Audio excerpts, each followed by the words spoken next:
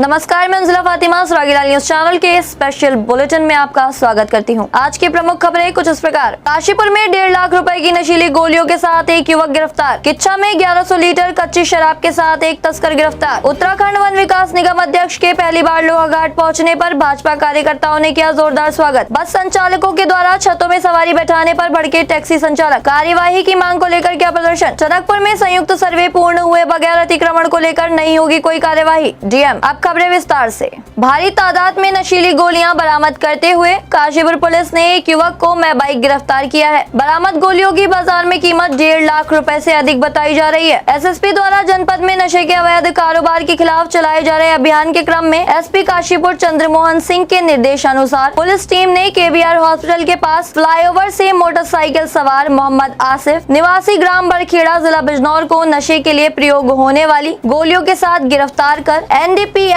Act में मुकदमा पंजीकृत किया है।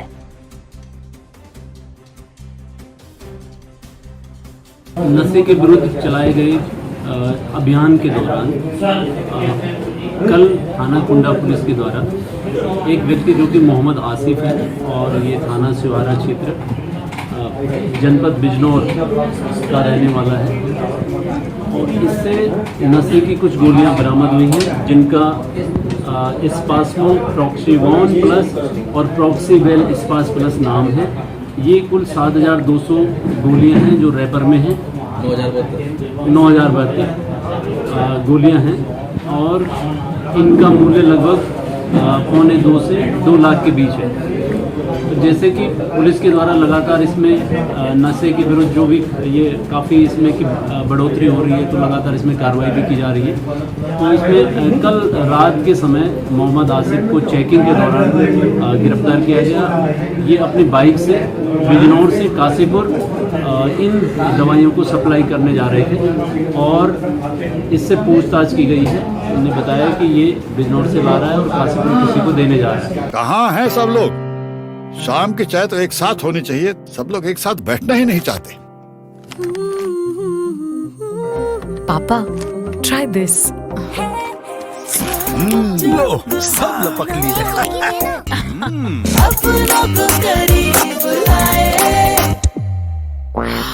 ये क्या हाल कर दिया है रूम का? बस कल से चाय? कल से चाय मेरे रूम में।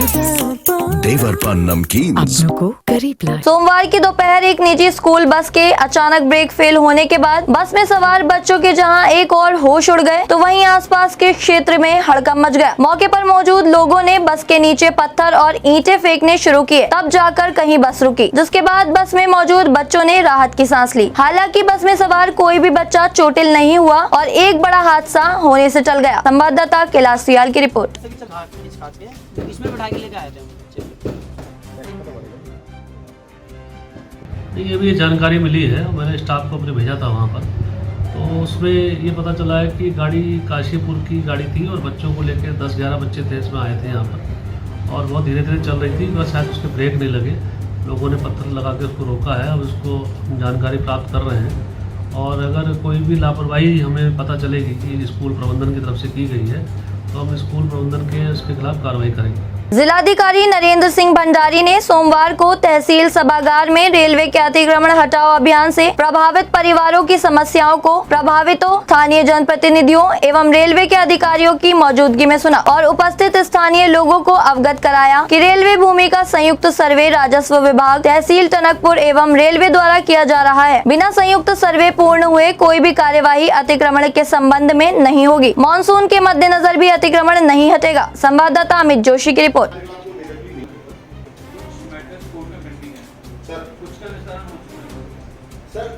जनपद हेडक्वार्टर में रेलवे को बुला के उनके अधिकारियों को बुला के और एक पब्लिक के साथ एक अलग से आज बैठक की है।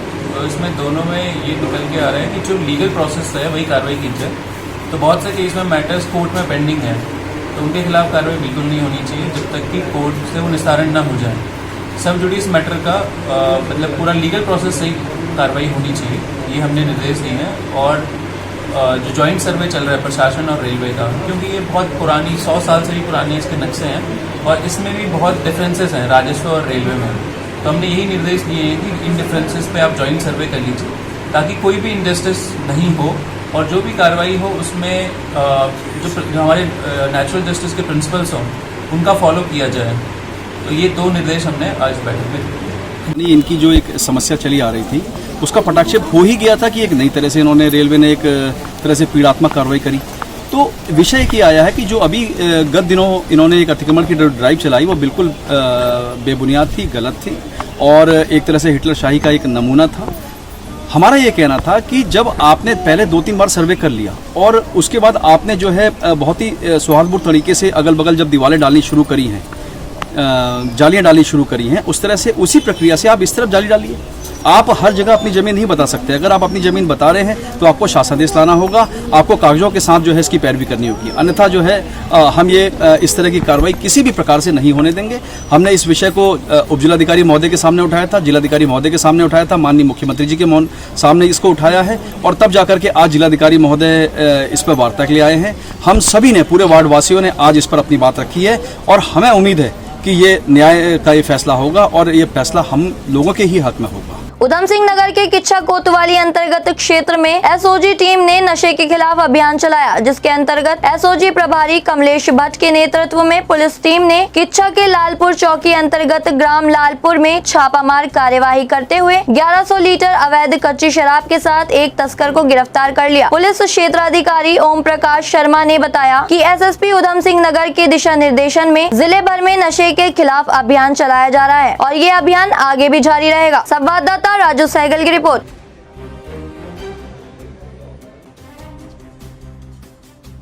देखिए, काफ़ी दिनों से सूचना प्राप्त हो रही थी कि लालपुर क्षेत्र में अवैध कच्ची शराब बनाई जा रही है। इस संबंध में मुखबिर मामूर किए गए थे।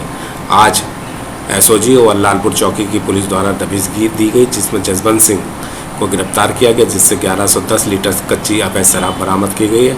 अभियुक्त को जेल भेजा जा रहा है। काफ़ी मात्रा में अवैध शराब का स्टॉक उसने कर रखा था, जिसको आज पकड़ा गया है और इसी तरीके से इसी तरीके से भी कार्रवाई की जाएगी।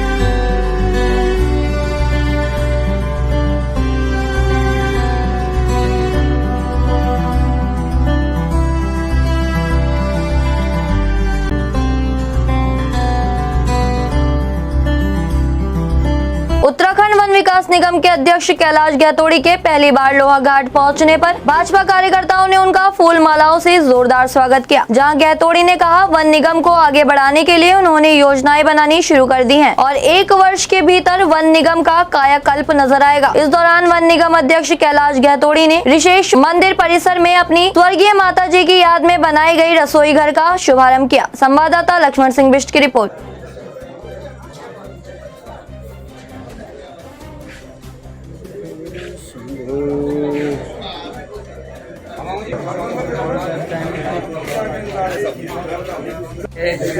मेरे ख्याल से हमारी जितनी बैठकें अपने अधिकारियों के साथ लगातार मीडिया के माध्यम से भी आपने जाना होगा, क्योंकि हमने एक दिन भी नौकरी नहीं की है, हमेशा ही बिजनेस किया है, तो हम जानते हैं कि नियोजन क्या होता है और किस तरीके से मैक्सिमम जो है उत्पादन हम कर सकते हैं। और कई और अपॉर्चुनिटीज हमारे पास है वन विकास निगम में, और हमने कुछ आइडियाज़ जो है शेयर किए हैं और कुछ आइडियाज़ हमने अपने अधिकारियों से भी लिए हैं।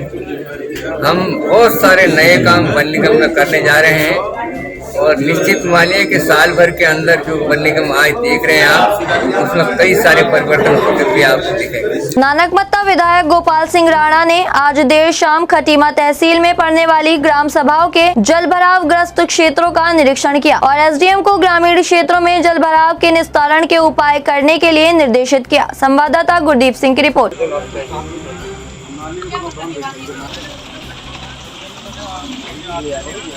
सबसे पहले मैं आदर्श कॉलोनी गया, वहाँ पर बहुत पानी का भराव है, पानी का निकास नहीं। मैंने अजीम से बात की है, मैंने कहा कल हर हालत में इस पानी को निकालना, जैसे भी आप रोड कटे जैसा भी हो, आदमी को सहूलियत देनी है। इसके बाद में भुइया नंबर 3 में आया, वहाँ बिजली की समस्या आई, वहाँ पर रोड की समस्या आई है। मैंने आश्वासन दिया है कि इसको कहीं न कहीं से हम करेंगे, बॉर्डर एरिया डेवलपमेंट से कराएंगे, नगर पालिका से कराएंगे, या अपनी विधायक निधि से कराएंगे। इसी तरह मैं यहाँ लाइन के पार आया हूँ, देखा कि चौरा मुड़ेली चौराहे में देखा मैंने, वहाँ पानी का निकास नहीं है, रोड टूट रही है।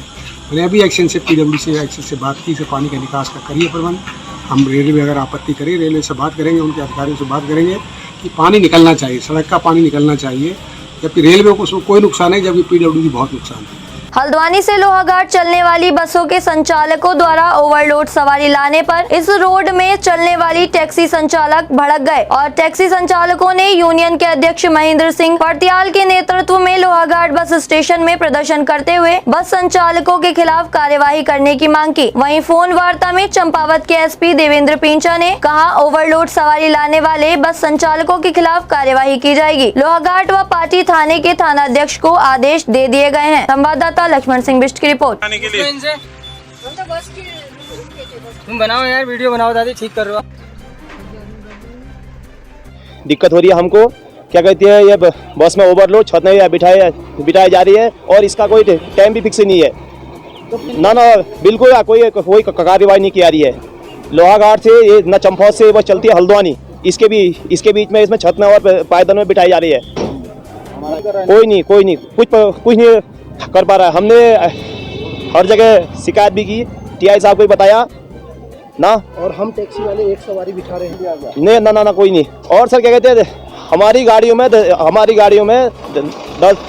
9 सीटर या 10 सीटर पास है, उसमें एक सवारी भी ज़्यादा बिठाई जा रही है, तो उसका क्या आ रहा है, सीधे कोर्ट का चालान या 500 रुपये का। और बस के बारे में कोई कुछ नहीं कह रहा है। अभी के लिए बस इतना ही। उत्तराखंड की सभी खबरों के लिए जुड़े रहिए सुरागी लाल न्यूज चैनल के साथ। धन्यवाद।